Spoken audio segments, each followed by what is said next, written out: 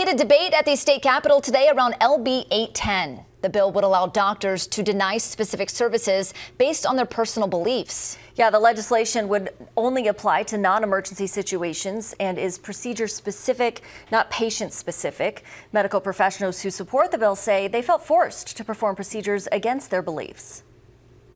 Patients and institutions now often treat physicians like vending machines, demanding that they perform procedures or give out drugs that might actually harm. People who testified against the bill say it goes against patient rights. They say there are already options for people who do not want to perform certain services and say the bill does not have the details needed on how it would address patient referrals when they are denied care.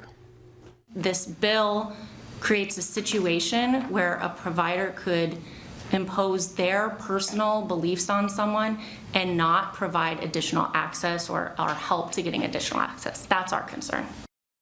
Right now, 5 states have laws in place similar to LB 810. Today was the last day of committee hearings in Lincoln, and lawmakers are set to hit the floor on Monday for debate. Nebraska